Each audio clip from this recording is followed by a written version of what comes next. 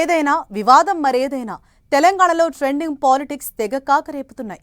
ఓవైపు ఇరిగేషన్ ప్రాజెక్టులపై రచ్చ నడుస్తుండగా ఇంకోవైపు తెలంగాణ ప్రభుత్వం కొత్తగా తీసుకురాబోతున్న రైతు డిస్కంపై అధికార ప్రతిపక్షాల మధ్య మాటల యుద్ధం నడుస్తోంది.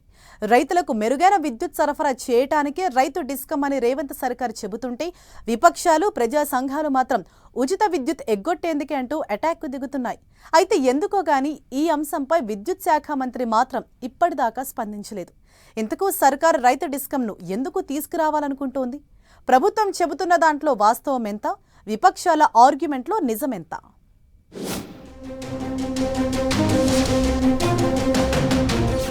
రైతు డిస్కంపై తెలంగాణలో రాజకీయ దుమారం. సర్కారు వర్సెస్ విపక్షాలు, ఎవరి వాదన వారిదే. ప్రభుత్వం చెల్లించే విద్యుత్ బిల్లులతో రైతు డిస్కం, మెరుగైన విద్యుత్ సప్లై కోసమే రైతు డిస్కం అంటున్న సర్కార్, ఉచిత విద్యుత్తును ఎగ్గొట్టే స్కెచ్ అంటూ బీఆర్ఎస్ అటాక్. విద్యుత్ రంగంలో తెలంగాణ సర్కారు తీసుకొస్తోన్న సంస్కరణలపై రాజకీయ రచ్చ నడుస్తోంది. ప్రస్తుతం 2 డిస్కంలు ఉండగా కొత్తగా వ్యవసాయ మోటార్ల కోసం కొత్త డిస్కం తీసుకురావాలనుకుంటోంది ప్రభుత్వం. Southern power distribution, northern power distribution ఉండగా కొత్తగా రైతు పవర్ డిస్ట్రిబ్యూషన్ ఏర్పాటుకు ప్లాన్ చేస్తోంది. పవర్ సప్లై సిస్టమ్ను మెరుగుపరిచి వ్యవసాయ రంగానికి క్వాలిటీ పవర్ అందించడానికే కొత్త డిస్కం తీసుకొస్తున్నట్లు సర్కార్ చెబుతోంది. ఈ కొత్త డిస్కం కింద వ్యవసాయ మోటార్ కనెక్షన్లు, ఇరిగేషన్ లిఫ్ట్ పంప్ హౌజ్లు, మిషన్ భగీరథ వంటి ప్రభుత్వ నీటి సరఫరా వ్యవస్థలను ఒకే గొడుగు కిందకు తేవాలన్నదే ప్రభుత్వం ప్లాన్. వీటికి ప్రభుత్వం ఇచ్చే సబ్సిడీని నేరుగా ఇవ్వడానికి విద్యుత్ వినియోగం లెక్కలన్నీ పక్కాగా ఉంచేందుకు వీలుగా ఈ ఆలోచన చేస్తోంది సర్కార్.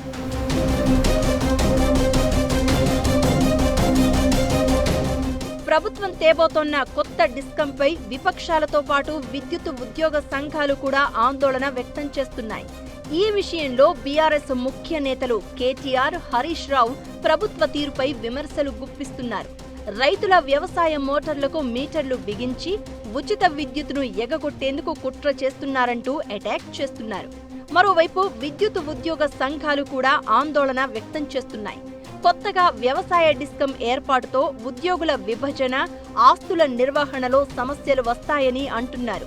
ఇప్పటికే ఉన్న డిస్కంలు వేల కోట్ల అప్పులతో సతమతం అవుతూ ఉంటే కొత్త డిస్కంను కేవలం 5 కోట్ల మూలధనంతో ప్రారంభిస్తే మరింత అప్పుల్లో కూరుకుపోవడం ఖాయమంటున్నారు. ప్రభుత్వం సకాలంలో డబ్బులు రియంబర్స్ చేయకపోతే రైతు డిస్కం కోలుకునే పరిస్థితి ఉండదని ఆందోళన చెందుతున్నారు. అయితే విపక్షాల విమర్శలు, విద్యుత్ ఉద్యోగుల అభ్యంతరాలపై విద్యుత్ శాఖను నిర్వహిస్తూ ఉన్న డిప్యూటీ సీఎం భట్టి విక్రమార్క ఇప్పటివరకు బహిరంగంగా స్పందించకపోవడం చర్చకు దారితీస్తోంది. భట్టి రియాక్ట్ కాకపోవడంతో స్వయంగా సీఎం రేవంత్ రెడ్డి రంగంలోకి దిగి అనుమానాలను నివృత్తి చేయాల్సి వచ్చింది. దీంతో ఈ శాఖలో అసలేం జరుగుతుందన్నది అర్థం కాని పరిస్థితి నెలకొంది.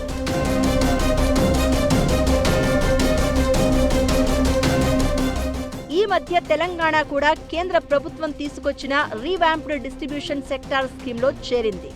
విద్యుత్ వినియోగంలో లెక్కలు పక్కాగా ఉండాల్సిందే అని కేంద్రం స్పష్టం చేసింది. అయితే లెక్కలోకి రాని విద్యుత్ ఎక్కువగా ఉంటుందట. అందుకే విద్యుత్ వినియోగ వివరాలు పక్కాగా ఉండేందుకు ప్రభుత్వం ఏం చేయాలనే దానిపై సమాలోచనలు చేసిందట.